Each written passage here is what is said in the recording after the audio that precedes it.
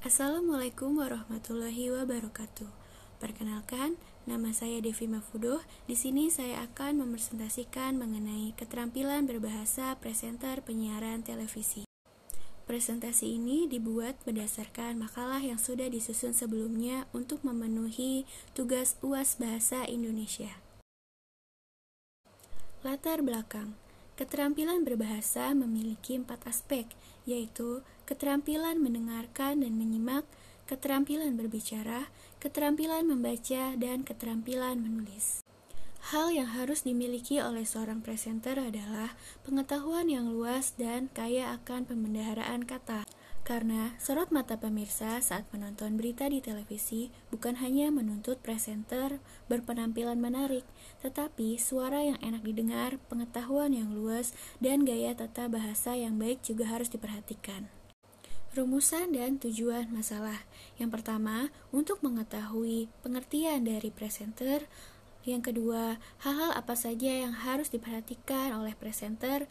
Dan yang ketiga, keterampilan berbahasa presenter. Sekarang kita masuk ke pembahasan. Keterampilan berbahasa. Menurut Asjad dan Mukti, kemampuan berbicara adalah kemampuan mengucapkan kalimat-kalimat untuk mengekspresikan, menyatakan, menyampaikan pikiran, gagasan, dan perasaan. Berbicara merupakan suatu aktivitas yang dilakukan setiap hari untuk dapat mengkomunikasikan ide, gagasan, maupun pendapat kepada orang lain. Tujuan berbahasa. Menurut Setionegoro, tujuan berbahasa untuk mengekspresikan pikiran, perasaan, imajinasi, gagasan, ide, dan pendapat. Yang kedua, memberikan respon atau makna pembicaraan dari orang lain. Yang ketiga, ingin menghibur orang lain, lalu menyampaikan informasi, serta membujuk dan mempengaruhi orang lain. Hakikat berbahasa. Menurut Setionegoro, hakikat berbahasa adalah aktivitas berbahasa kedua yang dilakukan oleh manusia dalam kehidupan bahasa setelah mendengar. Selanjutnya adalah konsep dasar berbicara. Konsep dasar berbicara menurut Logan terdapat 8 macam, yaitu berbicara dan menyimak adalah 2 kegiatan resiprokal, berbicara adalah proses individu komunikasi, berbicara adalah ekspresi efektif, berbicara adalah tingkah laku, yaitu berbicara adalah ekspresi, berbicara adalah tingkah laku yang dipelajari, berbicara dipengaruhi kekayaan pengalaman, yakni digunakan untuk menambah pengetahuan. Yang terakhir, kemampuan linguistik dan lingkungan berkaitan erat, yakni anak-anak adalah produk lingkungan. Pengertian presenter.